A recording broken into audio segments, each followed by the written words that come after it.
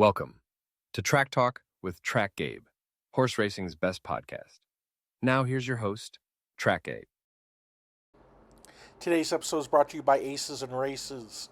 Join their Patreon and get 30% off or a 7-day free trial. If you want 30% off, use code GABE. That's acesandraces.com. Hey, and we're back with the man, Pete Aiello. How are you, sir? I'm good, Gabe. Good to talk to you. How are you? I'm doing good, thank you. I really appreciate you asking that. Who do you like here? Well, a definitive answer for me right now is the weather. You kidding me? It's in the 60s in June. Sign me up for some more of this. Well, you know what this is called? This is called June gloom. We get it every year. It gets a little chilly, a little overcast for the first few days. And then watch, in about when you're gone, it's going to get real hot. So you came. Well, it during a can't good be any time. hotter where I just came from. It's been so hot and humid. It was 94 with like 140% humidity the other day. Even my dog Luna didn't last more than 15 minutes outside. Okay, wait a moment. I'm just learning something right now. There's such thing as over 100% humidity? I think so. Oh, wow. Wow, that's. I mean, I've been to Florida a couple times, and the humidity got me pretty bad. When you're not used to it, I had a friend who moved out there about 2 years ago. He went to Palm Coast up north, and Right.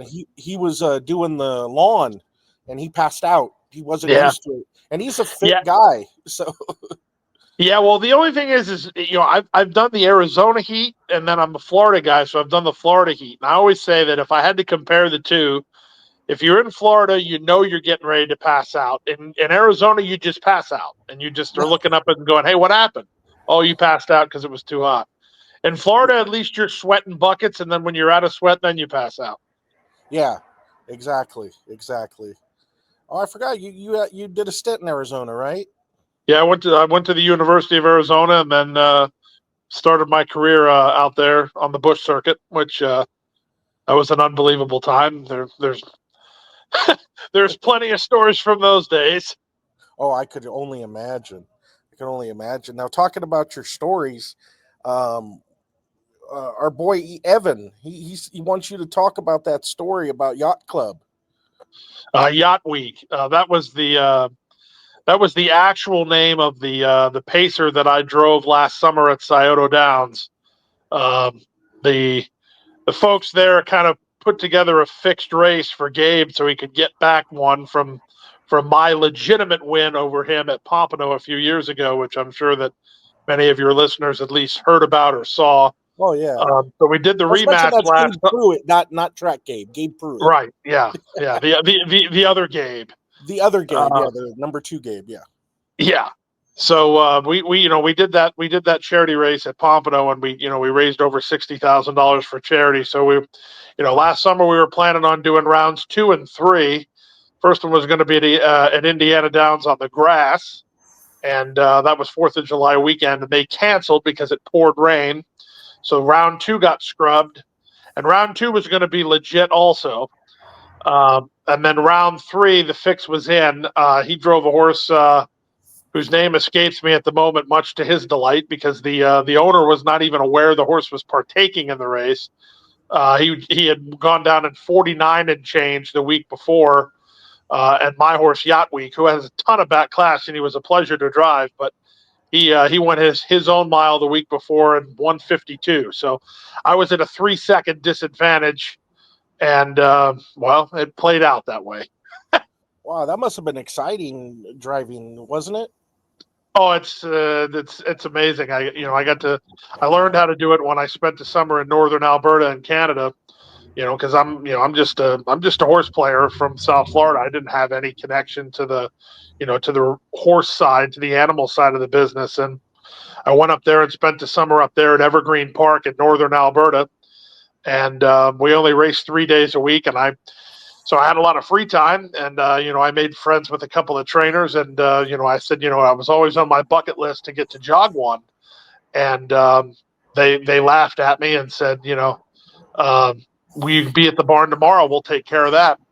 And I spent a few months and, getting behind 5 or 6, 7 horses sometimes a morning. And then I got to where I actually knew what I was doing. So it was great to get to make connections with the animals themselves, because that was something that I had never done before. Wow, that's awesome. I like harness racing. I mean, I wish I had more time for it. It's so hard to, put a lot of time into thoroughbred and harness. But I play around with it sometimes in the dungeon at Santa Anita. Now, you've been to Santa Anita before. You Yep. did the Breeders' Cup, right? Undercard, a few races, correct? Yeah, I called the Ken Matty, and then I called 2 Breeders' Cup races on Friday: the Juvenile Fillies turf and the Juvenile turf. Yeah, yeah. And No, then that was my first foray in the booth at Santa Anita. I had been to Santa Anita before that when I was, going to school in Arizona.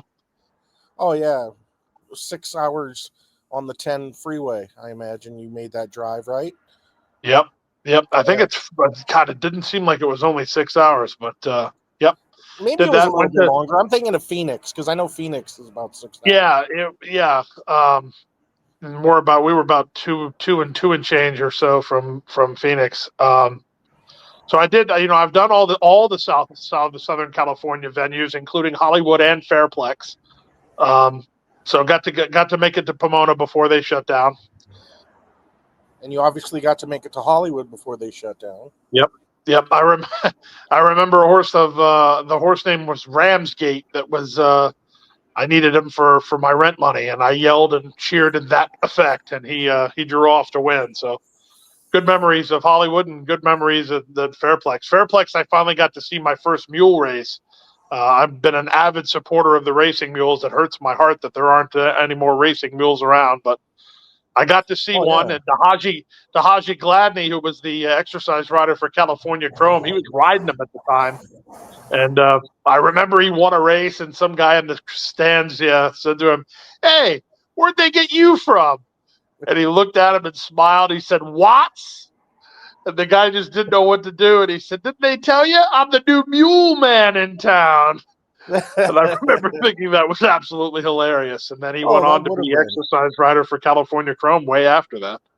Oh yeah, yeah. I remember him. He was a decent jockey. I didn't mind betting him. Yeah, I remember there were some big names too, like Black Ruby. She was a major mule horse over here. Yeah, And she was the first one to put it on the map, and then Sarah Nelson dethroned her, and then Hot Ticket dethroned Sarah Nelson, and then you Sarah could argue Nelson. that you could argue that Red Ticket dethroned Hot Ticket. They were full sisters, and they were very, very good for a period of time. And then Senorita just eviscerated all of them. Senorita, on her best stuff, was the Zenyatta of mules. She was untouchable. Oh wow. Boy, you're an expert with the mules. I'm impressed. Yep, yep. The best bet in all of California racing every year was to bet jet fuel in the Cream City Dash at Ferndale. It was a mule race going 660 around the turn, and half of them wouldn't turn, and jet fuel would corner like a greyhound. So he was a cinch. I remember one particular year he drew the rail, and that was as easy money gets. Do you remember what odds it went off at? No, I would be lying if I said I did, but Anything he was over 1 to favored, but it 9 would wasn't be like one value, to right? five territory. I think I got even money, but I don't want to swear to that.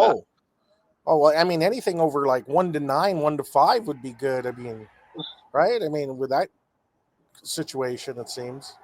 Yeah, it was always the Cream City Dash was always a great spectacle because some of them didn't turn. It was just, the mules had a mind of their own. Some of them would turn, and some of them wouldn't. I remember there was one that raced in Northern California named Tomcat that he was allergic to the winner's circle. He would win, and then he would ditch the rider before they could take the picture and go back to the barn.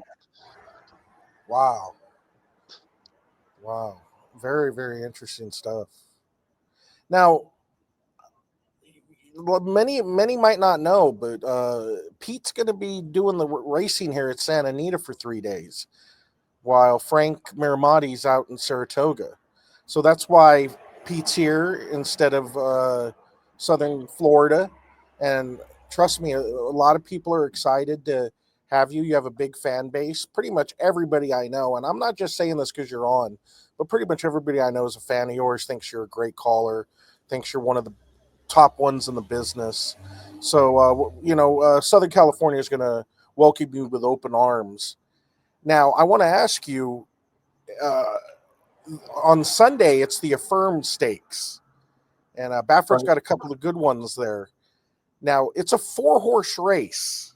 Are you okay with doing 4-horse races? I don't know. I don't know how many guys you've had on your show and what all they've talked about, but the big race, the shorter fields are actually harder than Yeah, the I was bigger just going to fields say that. because you have so much more that you have to fill. There's so much more filler. And for me, not being super familiar with the horses is going to be an either bigger problem because I can't really ad lib about racing positions or trips as it relates to how they had been running. I mean, I can research all that stuff, but one of the things that I try to do is be as organic as possible. So I don't want to divorce the girl that brought me to the dance as far as that skill goes. So the shorter fields are the ones that kind of give you trouble because you have so much more time to think.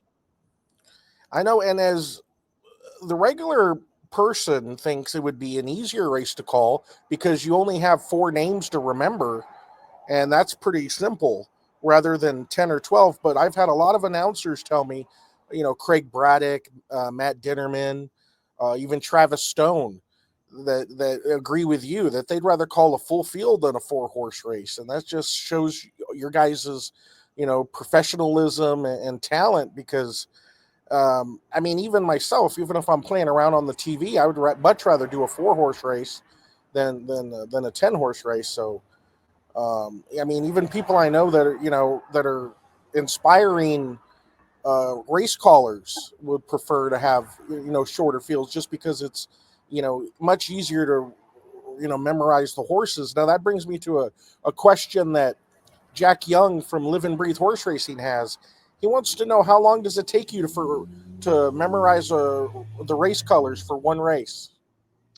Well, I mean, at Gulfstream, the answer is almost embarrassing as far as, I've been doing it there so long that I know a lot of the horses on the backside. I mean, Santa Anita is going to be an interesting challenge because I haven't seen a lot of the owner's colors and I haven't seen a lot of the horses. So it'll be a little bit more challenging part of it for me. But, as a general rule, I don't know, 3 or 4 minutes. I guess some of my colleagues get mad at me. They say that I can do it pretty quick. I'm not, that's not a humble brag or anything. It's just, and I don't color silks. So there's no crayons or colored pencils. So it's funny when people come and pay to, come visit the booth, which, I welcome visitors at Gulfstream all the time, but they're expecting to see some lofty, artful process as far as, me warming up the horses with my binoculars or coloring silks or whatever. And they just, so at this point it's kind of like I talk to them like I'm talking to you right now, and there'd be I freak them out a little bit because the horses will be going to the gate and they're like, you haven't even studied the horses yet. I said, don't worry, I know, I know what I'm doing. Wow. I would think it would be longer than that. Yeah, 3 or 4 minutes. Wow. Now, is that something you've done because you're so experienced, or was it that way in the beginning too? Or Well, I mean, for me, when I started out, I used to put a ton of work into it. I used to write the names out phonetically. I used to color all the silks, and I'd spend hours and hours and hours with prep. And what I realized once I got to Cincinnati at River Downs, which was my first full-time gig, and what I realized is that I was spending so much time with the prep work that I would use it as a crutch even if I didn't need to. So I could, listening to my calls and critiquing myself, I could hear myself look down to glance at the program to double check that the horse's name was the horse that I was calling. And I didn't like that. And once you start doing it on a day in and day out basis, you can kind of craft your way of doing things. And so one day in Cincinnati, I said, I think it was a 7 or 8 horse field. I said, okay, I'm going to just cold call this, no notes, no, nothing, just route memorization. And I did that, and I liked the call much, much better. It sounded much more crisp to me. So that's kind of been my process ever since, where, as I tell people, either my calls are really, spot on, or I'm completely lost. There's no in between, because either I know it or I don't.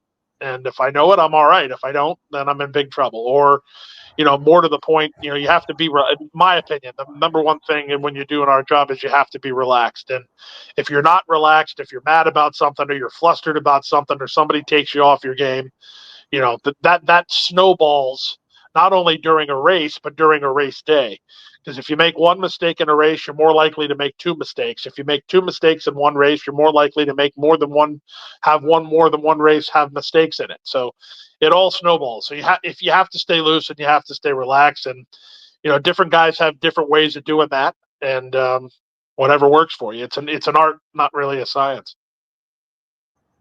Now, how does it feel when, I don't know if they're still doing it, forgive me for not knowing this, but the bad beats on ESPN, are they As still far as I doing know, it's still, as far as I know, it's still going. I have such fond memories of that whole experience. The call when it happened, there was at least a few folks who didn't really care for the call, and those Really? folks Oh God. they had to eat a little crow because ESPN and Scott Van Pelt and Kenny Mayne, they liked the call, and I remember Kenny coming out to Calder, or How GPW can at that anybody time. not love that call? Oh my God. I just one of the Well, I best. I think love it. the criticism I got was that I was making light of a serious situation, that, when I gave the antics call, that I didn't know whether Rispoli was hurt or not. And the counter argument to that was he popped right up. And I did know that he popped right up, but also it wasn't a conscious decision to, a lot of times when you're doing stuff in the race calling realm, you don't have time to make a conscious decision. You really don't. When you're choosing what you want to say, or what you're choosing what you don't want to say, or what you're choosing what you want to call or what you don't want to call, it's really autopilot. It's subconscious. There's not a conscious decision because you just don't have the time. So I remember vividly when that infamous race ran, and I was expecting her to be all over the track, and she wasn't. And then, right as I pretty much guaranteed she was going to be straight as an arrow, she throws the rider. I said, okay, either I leave the mic on and say what I'm thinking, or I push my index finger onto the off button and say it just to myself. And that was, like a very split-second decision. And I said, nope, I'm going to leave it on. And I just left the mic on and said exactly what I was thinking. It was just it wasn't meant to necessarily be entertaining. It was just me being me. It was perfect timing. And what was it? It was and she wins with no antics, and then there No, goes yeah, the I said no antics. antics of any kind. And then as soon as I said that, she made the rail, and I said, there we go with the antics. Oh, that's a classic. Oh my God. Every time I saw that, I laughed, and I'm even laughing now because that's just too funny. And great that horse and jockey were perfectly fine after that, but that was a classic. And that brings me to another question I've been wondering. So do you never rehearse any of your lines before a race? You just kind of go live? I try not to. Like I say, everybody does it differently. I want to have something in mind. So a lot of times for the big races, because as much as you want to just tell yourself it's just another race, it's not. So to my prior point about being relaxed, you can't really relax to the same level that you would on a Wednesday on a big Saturday. So I try to have something in mind, but for me, even just doing promo announcements, if I have to read a script, it sounds scripted. It's just not my thing. Now you can give me talking points, or you can give me a script and then tell me to ad lib it. That's a different story. But if you actually want me to read what's on the paper, to me, it doesn't come across as well as if I just, went shot from the hip. So there was a couple times the first Pegasus, I knew what I wanted to say, and I said it. And I'm very proud of that call. All the things, all the factors considered, I'm very proud of that. But, as I got more down the road with getting to call big races, because that was one of the very first big races I got to call, I kind of, I've polished myself up a little bit more on the delivery. So I always say that if I could have delivered the Knicks Go Pegasus stretch call, if I could have delivered the Arrogate first one. If I could have done the first one with the speech and inflection of the Knicks Go one, then that would have been my best call ever. But I felt like I rushed the first one a little bit, and that, no doubt about it, the reason I did that is I was so damn nervous. I was just, I was trying to get it over with. But I try not to. I knew what I was going to say for the fierceness call. That was, well, that's kind of true. I knew that I was going to use the real fierceness because that was a kind of a big emotional call for me. One of only a couple I've had in my career, because it was a kind of a tribute to Dave Rodman's call for point given when he won the Preakness, which is one of the calls that made me want to do the job. So it was kind of a full circle moment for me. But the coolest part about that was, if you had said to me 2 minutes before the Florida Derby, well, if you use that call and you say the real fierceness, what are you going to say after that? And I would have just looked at you like a deer in the headlights and go, I don't know. I didn't think about that. And then you could have said, well, what does Rodman say after he says the real point given? And I'd have looked at you with the same, I don't know. I don't know what he says. So I just winged it. But what was the really cool and amazing part of it is, me winging it, I said exactly what Rodman said for Point Given's Preakness. So it was for Point Given's Preakness and Fierceness Florida Derby. So it was one of those rare. I think it was a meant to be moment. You don't get many of those. Wow. Did you say you called Arrowgate, one of Arrowgate's races? Yeah, I called he won the first Pegasus. I've called every Pegasus. Oh yeah, I forget he won the Pegasus. So it's just interesting that you just mentioned right now, Arrowgate, Knicks Go, Fierceness. 3 undisputed champion great horses. You cannot dispute that all 3 of those aren't great. Are those the top 3 talented horses that you've called in your career? Are we forgetting? Yeah, I'd have to say so. So I'd have to say so. I mean, certainly fierceness and Arrogate definitely at the top of the list. Knicks Go was really, really good. Life is Good was really, really good. Life is Good. Yeah. Yeah, I mean, that day that he won, it was unbelievable because there was so much storyline wise going into that race with Life is Good. And, and somebody actually commented on the call. I forget where, but I smiled because they were 100% right. They said Pete was as surprised about that effort as anybody. And it's true. You're talking about, did I have something to say? And it was like, I was so flabbergasted that he was so far in front, just cruising the whole time. I wasn't prepared for that. So it was just like, the call was me being completely mystified as to what I was watching. But at the end of the day, I feel like that was the right call because that's what so many of the fans were. I was riding the same train as everybody else. Wow. Yeah. So now that you're in LA, you going to do any sightseeing or anything? Well, you said you're recording this to air later, so by the time you air this, I will have made my Chavez Ravine debut, and I'm excited about that. Oh wow! Who are they playing tomorrow? Yeah, I think it seems like they've been playing the Mets for like 2 weeks straight. That's why I'm like, I had to make sure. But yeah, that'll be nice. But let me just tell you, it's going to be crowded. It's going to be a little, I used to go to Dodger games a lot, but ever since they got really, really good, it's been a little harder to get to the games and, been a little expensive, but you'll enjoy it though. I mean, it's a wonderful stadium. It's got a lot of history and so forth. So, I'm glad you're going to get to go to Dodger Stadium and break your maiden right there, as we'll say. Yeah, that'll be good.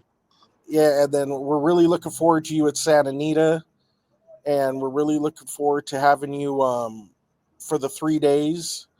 And the fields are going to be a little shorter because that's how it is during the Hollywood meet. But it's still going to be some exciting racing. I've already looked at all 3 days, and let me just say that there's short fields, but they're competitive racing. There's not going to be any. There's going to be a couple, but where there's a big favorite. But there's a lot of races where almost any horse could win it. So there'll be some good competitive racing, some good betting strategies. So, and I'm really looking forward to hearing your voice all 3 days. and I hope I get to meet you as well, Pete. And thank you very much for being on the show. You're a good guy. You're a wonderful ambassador to the sport. So thank you very much, man. And I appreciate you. I know you had a long travel day today, so I appreciate you, spending the time with me. No, my pleasure. I'll definitely say hi before the weekend's over. Yeah, definitely. And you take care of yourself. Get some good rest, and I'll see you this weekend. Okay, my man. Sounds good. Take care, my friend. Thank you very much. That was my man, announcer Pete.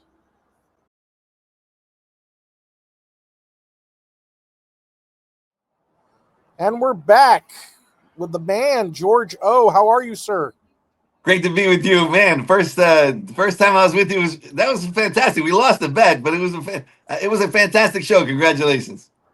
Thank you, and you made it a very special show. Your presence and talking about that pick of Versero Grande. Man, if he wins, I make a mint. He stumbled out of the gate. He went wide. Heartbreaking. Everything went wrong, and Everything went wrong. And you know what? Even more went wrong for me is because I think you had him mostly in. Did you have a win bet on him too, or? I only bet him to win. I never bet anybody. I always bet win only. Yeah, I know, and I know that's the smart thing to do. But I run second so much that I got to bet place. You're right.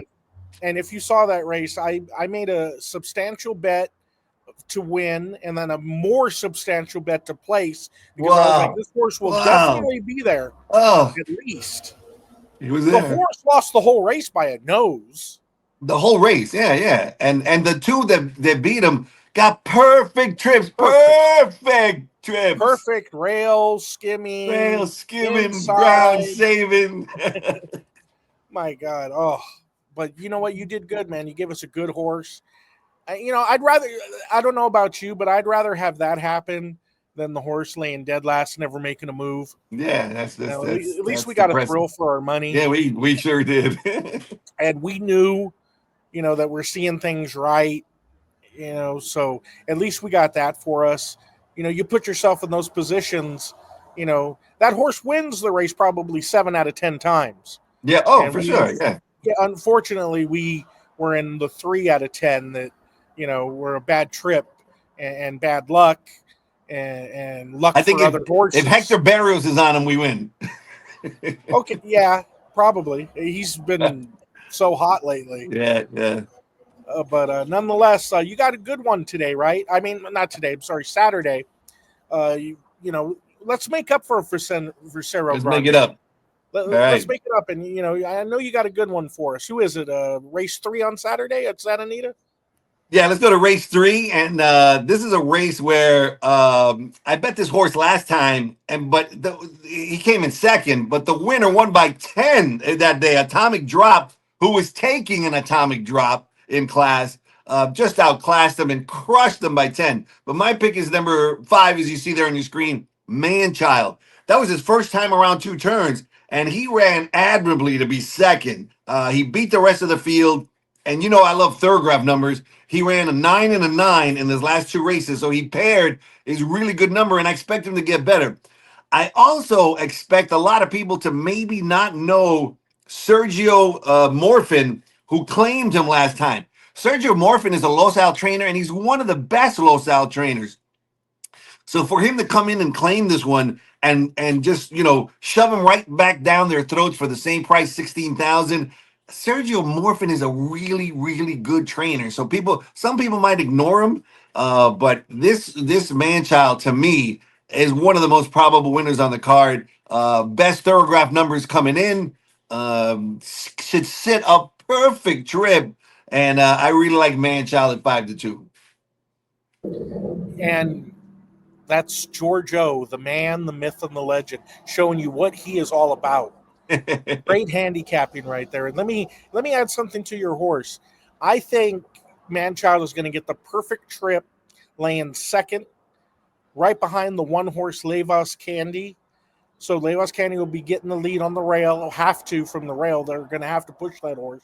And Manchild's going to get that beautiful trip, laying second, maybe a length and a half off. And then when Levas Candy is getting ready to tire, Manchild pulls away. And Pete Aiello, of all people, not We'll Frank be calling it, Mirabani, yeah. Pete Aiello will be saying, Manchild is pulling away. You know, and it won't be any, who do you like here? Who do you like here? I hope not. I hope not. We don't want, who do you like here?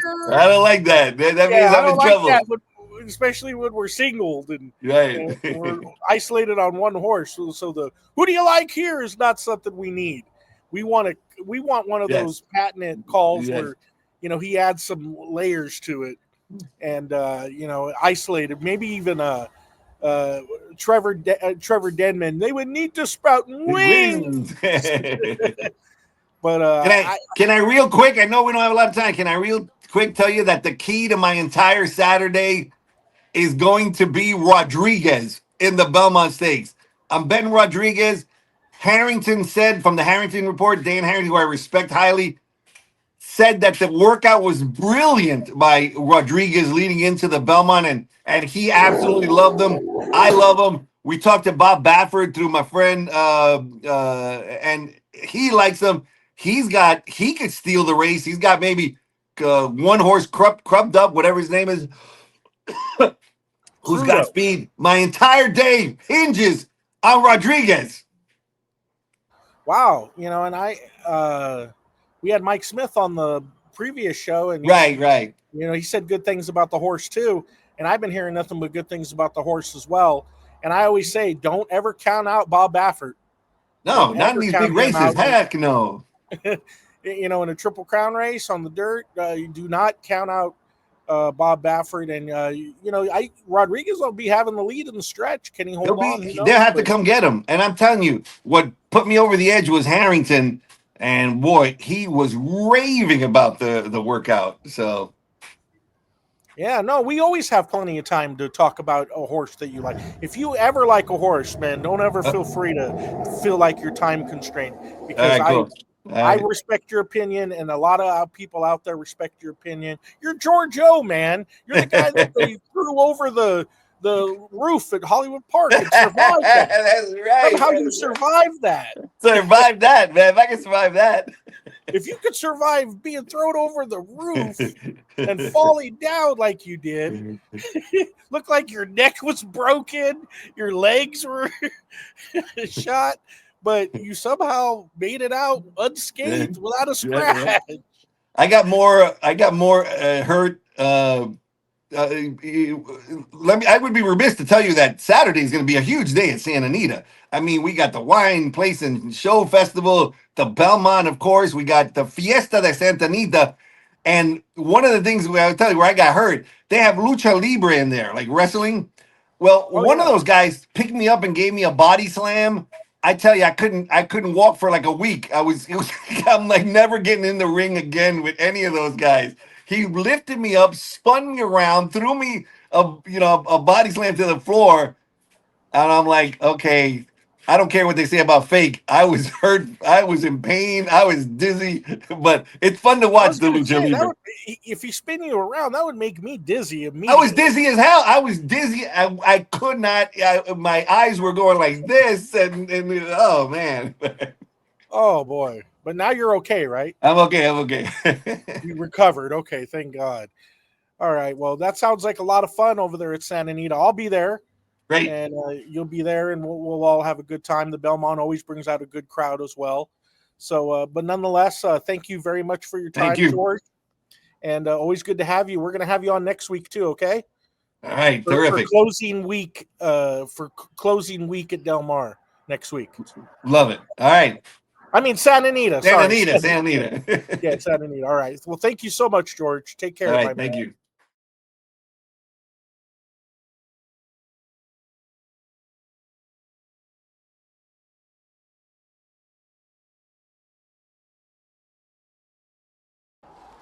This week's segment of Another Thing Wrong with Horse Racing, we're going to tackle the Triple Crown. and how it does not need to be changed. Please do not change the Triple Crown. The fact that it's difficult is what makes it great. We do not need to change it. Keep it the way it is. We've had 2 recent winners with Justify and American Pharaoh. We do not need to change it. We do not need to space out races. We do not need to change the distance. We don't need to do any of that. That's what makes the Triple Crown special. Please stop talking about it. Stop discussing it. Stop talking about the likeliness of it happening. We don't need it. Horses can run 3 times in 5 weeks, and they can have brilliant careers after. We've seen it hundreds of times, and we'll see it 100 times more. The horses can endure this. Okay? There's nothing wrong with running 3 times in 5 weeks. Okay? Let's stop talking about changing the format of the Triple Crown. It's good as it is right now. Do not change it. Thank you.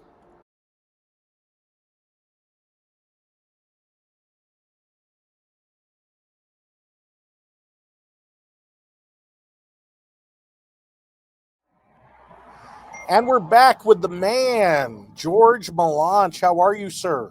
Good. Thank you, Gabe. I mean, most it's a- people may know me as Geo, but yeah, either one, George I or know. Geo. Or people might know you as the Pick 6 King. Many moons ago, but yes. Got to get another one soon. All that money spent, right? It was spent and invested, so luckily good. It's still paying dividends, but yeah. Oh, good. You're not like somebody else we know who goes through it real quick within weeks of winning big scores. Yeah, you know how it is, Gabe. It's you have to be disciplined, and if not, this game will get you, right? Exactly. You got to be very disciplined. Any newbies out there that's watching, money management, discipline, it's what keeps you in the game. And that's what it's all about, staying in the game. Now, you work for Santa Anita now, after being a patron and a fan for many years. Tell us a little bit more about that, George. Yeah, I've been helping out marketing. You know, Jeff Chapman, aka Chappie. Our team, we're called wagering ambassadors, but we really do a little more than just show people how to bet. We're kind of like hosts. We'll show people around. Any new people, like to show them around and give them a little behind the scenes experience of the racetrack. Yeah, you've done that with people from Live and Breathe Horse Racing. They really enjoyed that. We've also done that with a friend of mine recently named Brett, who you guys showed around, and he said it was really wonderful. He loved meeting you. He said you were a great guy, and he says everybody that I've seen at the track that are longtime racetrack people, they see what you guys do and wonder why every racetrack doesn't do it, and love it. From Tommy Massis from Canada, Brett, other people that I've seen visit the track, they love to see you guys showing the newbies more of the track, and I love it too, of course, obviously. And you guys are doing God's work to promote horse racing, and I know a lot of people want to thank you, and you really do a good job, Gio. You and Jeff and the whole team, you guys do a wonderful job showing the racetrack and explaining that. You got to be patient too, right? I've seen you. You got to be patient with them. You really do, and I think you hit the nail on the head. Like we have to get new people to the sport, or else a lot of the bread and butter of the fans, as you know, we're getting older, and like you had to replenish it with new fans. And the more we can get them excited about racing, that's it'll pay dividends. Absolutely. I completely understand and agree with what you're saying. Now, let's get to the Belmont.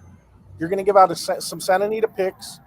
You and I are both Santa Anita aficionados, experts, however you want to call it. Yep. You and I live and breathe Santa Anita racing and Southern California, Del Mar racing, but we have to look at Belmont at Saratoga because it's a very good card there, and the Belmont's a big race, and we have to look at it.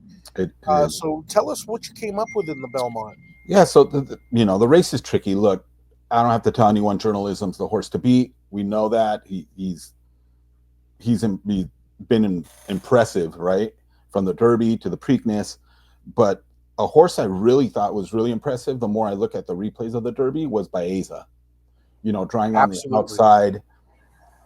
It just ran a huge race. And I think, if you look at the race, I think he's going to be closer in this race, just with the smaller field size. I expect him to hopefully get first jump on the closers. So I think he's going to be spotted in a perfect spot. Pratt, full confidence in Pratt. So I think be rolling. Well, this is a view that might not be popular, but I think Baeza will be close to the lead on Saturday. That's what I'm thinking. I'm thinking, Crudo. I thought Rodriguez interesting, but Crudo drawing on the outside, I think is going to really, Johnny's been known to press the pace in these bigger races, like the splits on Cornucopian. So I don't think he's going to be shy about gunning with Rodriguez, and I think Baeza, Pratt sitting right off of it, hopefully from that better draw. That's what I'm thinking too. We probably Baeza will be laying third, fourth, fifth at the very least, anywhere between 2.5 to 4 lengths off of it. Another thing I like about Baeza, I'm with total agreement with you. Baeza is my top pick in the Belmont. I'm very glad to see that another sharp handicapper like you agrees with who I like in there. And if anybody wants to, you could look at my YouTube page. I did a video of Baeza's trip in the Derby, and boy, did Baeza run huge in that Derby. Very big. Oh my God, just watch it. And you know what the funny thing is, people don't realize. I'm sure, because I know you watch replays, and you've seen that race probably 100 times. Yep. A couple more jumps, Baeza could have won that race. And honestly, I really would have loved Baeza. I think he would have enjoyed the 1.5 miles, to be honest with you. Exactly. Oh, so, 1.5 miles, I'd be 18. 1.5 miles, I think I'd be all in on him. But yeah. I still think he's going to lay close enough to where, Sovereignty, I think, caught him by surprise a little bit. When you watch the replay, when he gunned, he tried to go after him, and he just couldn't make up the ground. But he did Alvarado credit, man. He pushed the button at the perfect time. It was a perfect time, and I think it caught him a little bit. I don't think it's going to happen again. Is my hope. All right, and you also said you liked Rodriguez a little bit, right? I do. I mean, look, I think other than Crudo, I don't think there's much speed in the race, right? So how many times? Rodriguez and Crudo, yeah.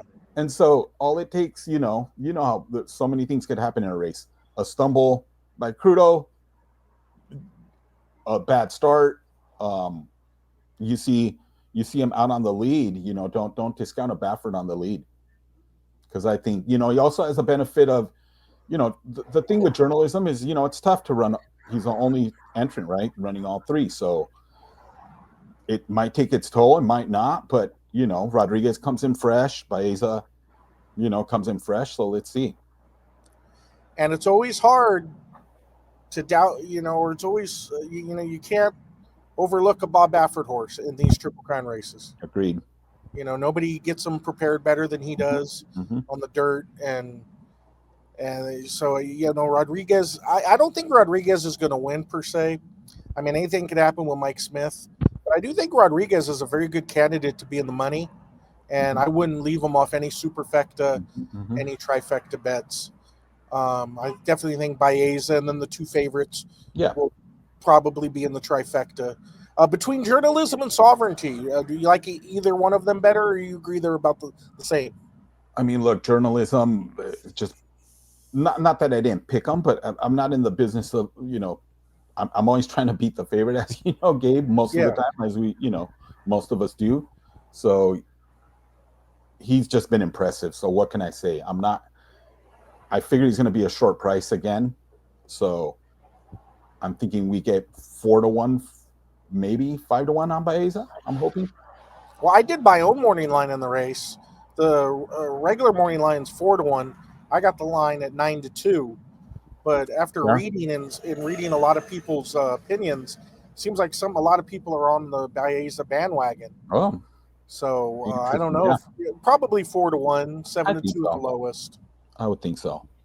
I think sovereignty and journalism are going to dominate the board. I got them both at 8 to 5. I think they're both going to be under 9 to 5. Yeah, I think for a shortish field, I mean, it's going to be a great race. I'm looking forward to it. Oh yeah, it's going to be a fun race. It's what we live for. We live for races like this, to see multiple talented horses in one race.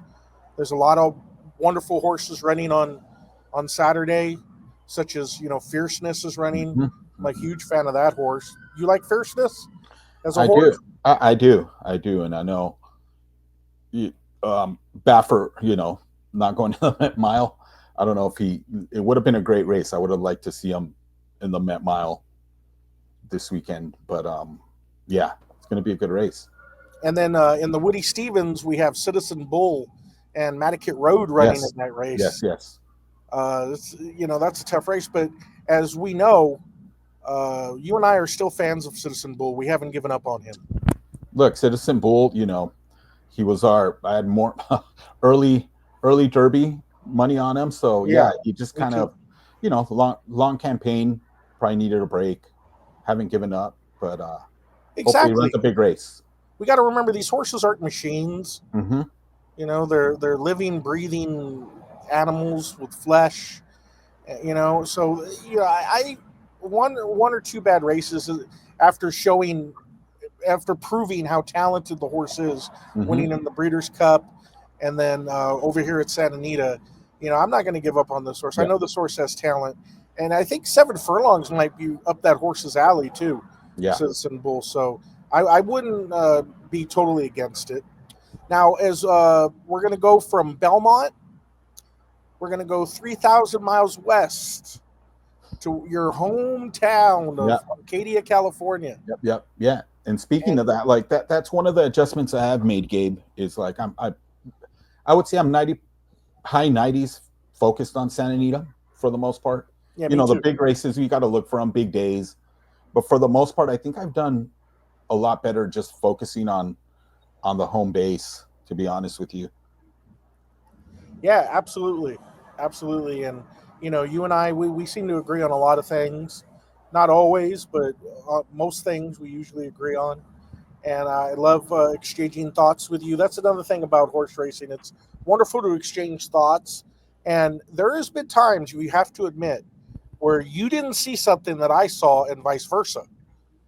And, and that's, I remember one time you gave me a horse and it totally changed the trajectory of my day because I added him in my pick 4 and I hit a pick 3 as well, only because you mentioned him and you brought up something that I didn't see originally.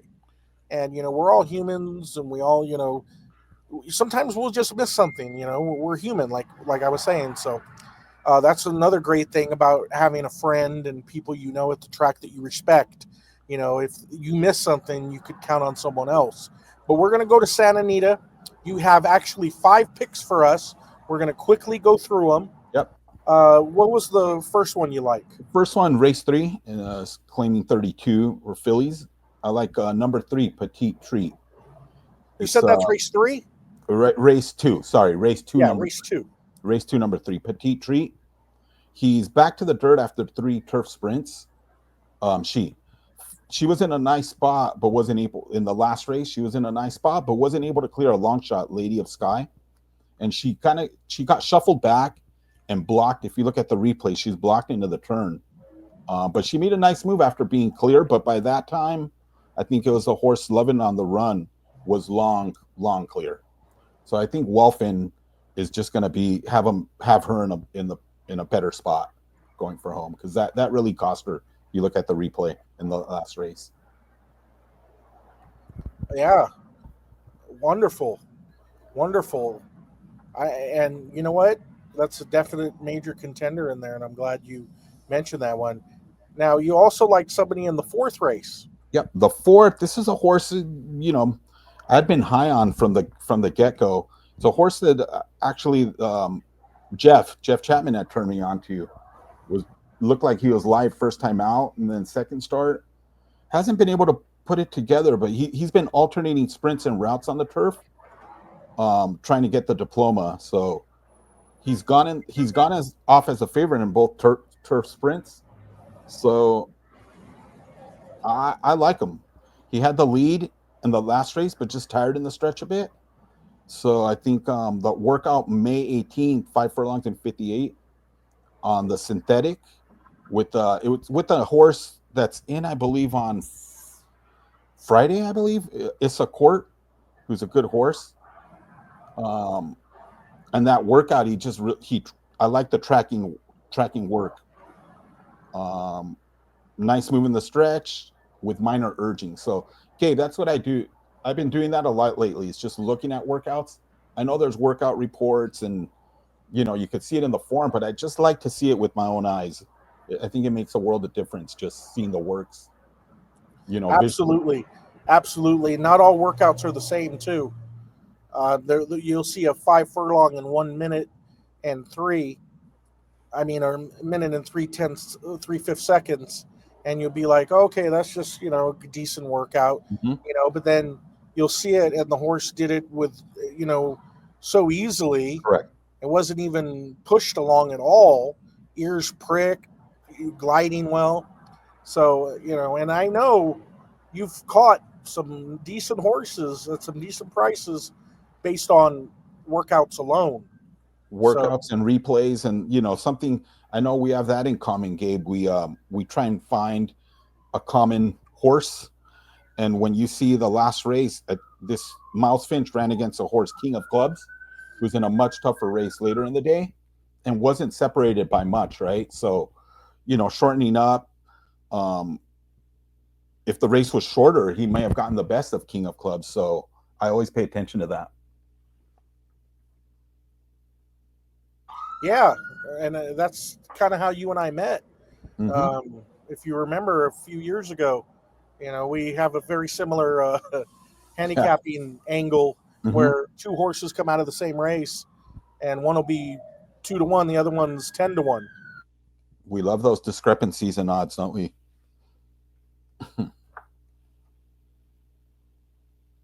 Absolutely. Now, who did you like in the? What do you have? What's the next one you have? And Is the the next race 6, number 4, Catman Sue. I like the downhill effort on April 5th when he was chasing 22:45 splits. And that was from a tough, the tough 12 outside post down the hill. Um, I think he gets a better post today and should get nice pace to close into. Hector Barrios looked really great, smart jockey down, not on the turf, but especially down the hill where, really have to be tactical. I really like how we're getting 9-2 on this Jeff Mullins trained horse. Yeah, and talking about Barrios, um, you and I have been on his bandwagon a long time, and anybody who follows Southern California horse racing can see how good Barrios is on the turf. The way he maneuvers is just something of awe. He's already getting a lot of comparisons to Fernando Toro back in the I can day see when that. Yeah. he was the turf specialist. Mm-hmm. And Hector Barrios is getting he's so good, and he's hitting it like I believe 28% on the Yeah. turf right now. And you'll even notice in the odds when Barrios is on a turf horse, he's starting to get bet. Yeah. The secret's out. I Everybody mean, sees it. They see at the some point, stat. it isn't luck, right? At some point, it's just not luck. You just Yeah, have exactly. the horse placed in the right spot, which is very important, as you know, on especially on the turf, right? Yeah, and he's always trying to save ground Mm-hmm. on the inside, and then moves to the outside, or tries to move between horses. Does that move that we all see, Yeah. where he's inside, and then all of a sudden he moves in between horses, and that is like a 2 length move right there. It's Yeah. like it's insane how he does that. So kudos to Hector Barrios for being such a good jockey, and kudos to us for recognizing it sooner than most. But Yeah. Yeah. there was a couple of people that saw it before us, but Mm-hmm. still, we caught some money. We But did. the golden goose is gone. People are betting him now. Yeah. Yeah. Yeah. Even on Breeders' Cup Day, he won on a 70-1 shot on the turf. Mm-hmm. Mm-hmm. So we got that as well. Your next one is in race 7, right after race 6. Yeah. Race 7. Number 4, Our Moonlight. This is a very talented, lightly raced 3-year-old filly, man. She jumped out at me. It was actually on a January. If you look on first first TV. You could see the workout on January 13th. I was watching a Baffert work with Mason and Varney, and out right in the stretch, there was a gray horse that just passed them both. And I'm like, man, I got to find out who this horse was. So I had to do a little digging because the workout, it wasn't one of the workouts on first. I figured it out. Tiago, with his patented purple helmet. So I found out it was this Our Moonlight. So I've just been following her ever since. And I know she took a little break. She came back. I think she needed that April 25th race after that 5-month layoff. I think she's good to go, man. I think she's going to run a big race.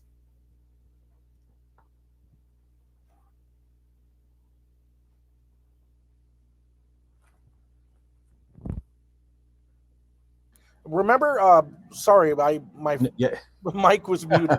It reminded me of when you like Touchdown Brown. Yes, that was another one. There, that's why I say looking at these works, sometimes there's horses that aren't listed. They just kind of jump in the work, and it takes a little digging and a little investigation, a little bit of detective work. But you can find out who they are just by the barn saddlecloth or just digging around. Yeah, that was another one where we kind of saw Touchdown Brown jump in to a work with some of the Bafferts. Yeah, when you showed me that was amazing. When you showed me that, because I was like, wow. Touchdown Brown was flying at the end of that workout. Yeah. Like an express train, like Trevor Denman would say. It was. So yeah, and I remember that, and we made some good money on that too. We did. Thank you for your investigation. You're a good detective. So you got one more for us, and one last one in the last race. The trainer of this horse has white hair. Yes. So this one's interesting, right? We don't think of Baffert as a turf trainer, although he's got a good share of luck on the turf lately. But this $460,000 purchase, Nima, if you look at this work on May 31st, worked with Toughness, 5 furlongs, 101, 4. It was on the synthetic, and if you look at her, she's a big girl, and the strides, to me, look like turf all day, right? So I'm not surprised she shows up on the turf. I like the work. She was going easy early, but still kind of figuring out at the end if she finally got into her stride, and she looked really good to me. Looks like a horse, that's going to like distance and turf. Wow. And you know what I like about all these picks is that, none of them you're not giving us huge favorites. You're not giving us the obvious. You're giving us some decent price horses as well that are going to put some money in our pocket. And one more thing before I let you go, George. Mm-hmm.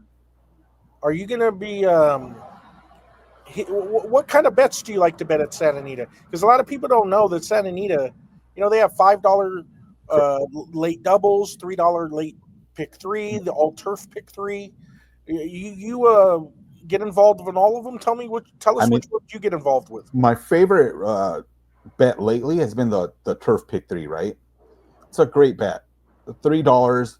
It forces you to really narrow down, and it with the 50 cents. Not that there's nothing wrong with that, but you could really, you could push all in one. Maybe even if you really like a horse, you could go all single, almost all, and still be reasonable. It's hard to do with the $3 bet. It really challenges you to narrow down your selections. And if you're right, you get one decent price. The payouts are always surprise me in a good way. And similar to the late pick 3, I think the $3 pick 3s are what I've really liked as the new additions. Oh yeah, I love them. And you know what? I mean, if you're having a losing day, I'm not saying to chase late, but let's say you haven't had any luck, and if you're able to hit that late pick 3, it'll put you over the top for the day. 100%. And normally, honestly, it's lately I've just been betting that first, so I'm not, like, to your point, regardless of how I'm doing at the end of the day, I like to bet those first.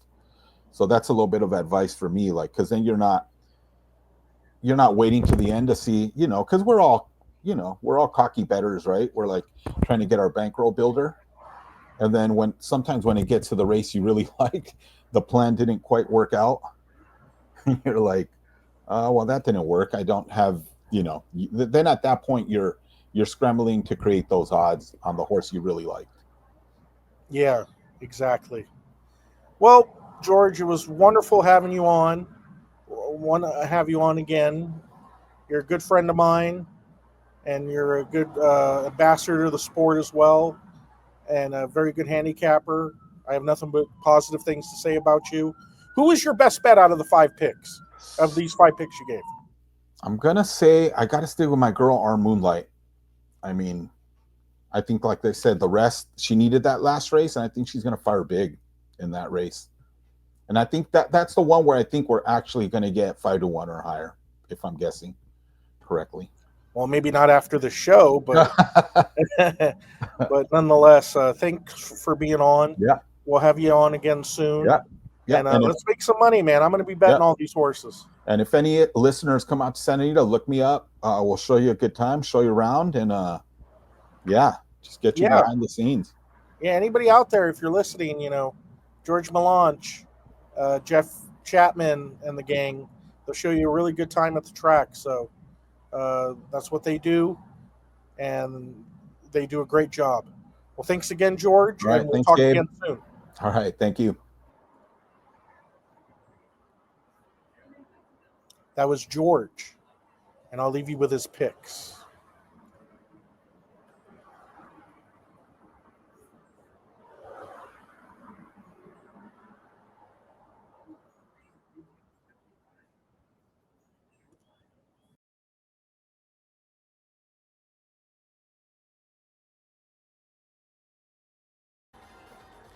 Hey, what's up, everybody? I'm giving out a long shot at Saratoga, race 12. In the Manhattan, I like number 7, Tucson, 21 morning line. If you look at this horse, it's done nothing wrong, has tons of upside, room to improve. Pletcher wouldn't put this horse in if he didn't think it had a chance. And guess who's on it? Irad, of all people. This horse is lightly raced, so there's tons of upside. Give me Tucson, race 12 in the Manhattan at Saratoga.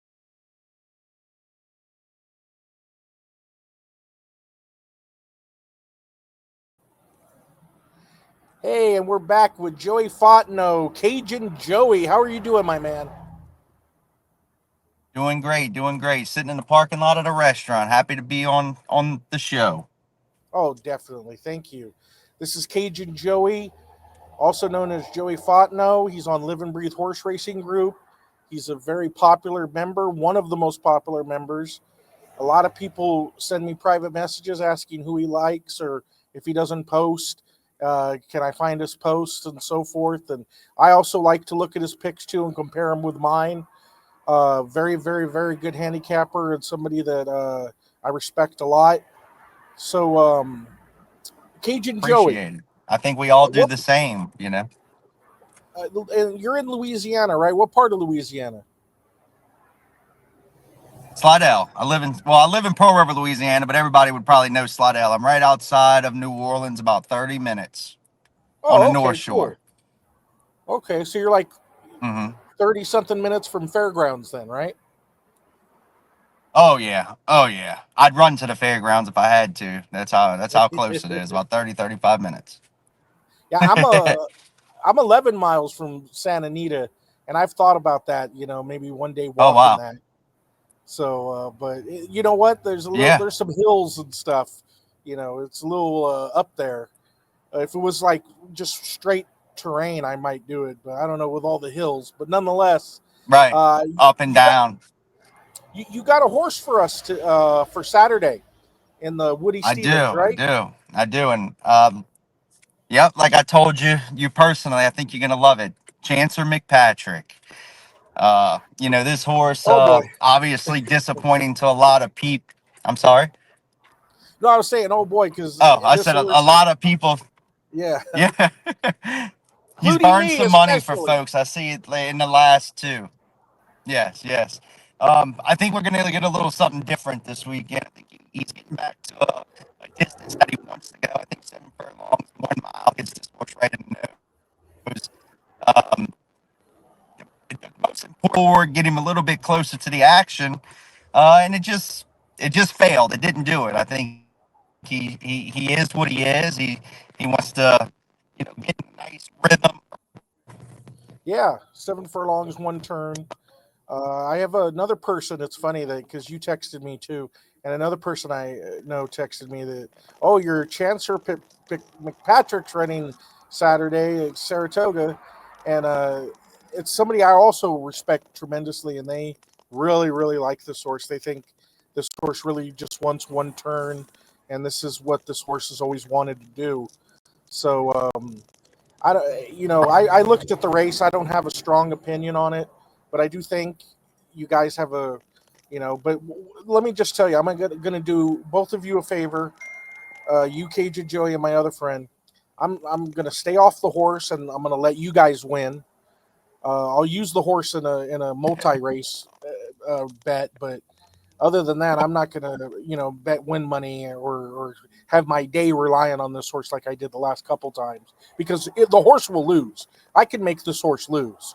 So nonetheless, I wish you the best of luck, and you'll be signaling this horse, right?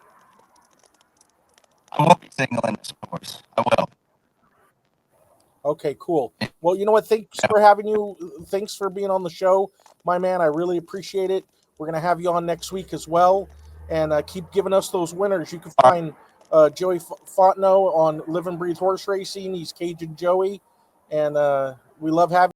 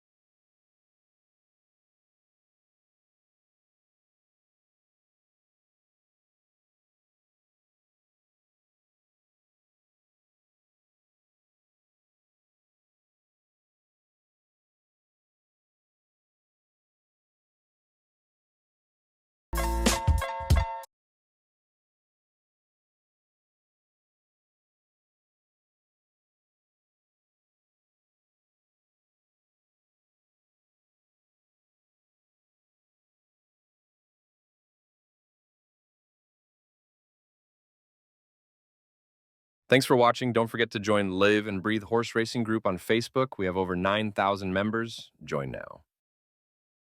Wow! That sure was a great interview. This show is going to take off. Track Talk with Trackgabe is horse racing's best podcast. Thank you for listening and watching.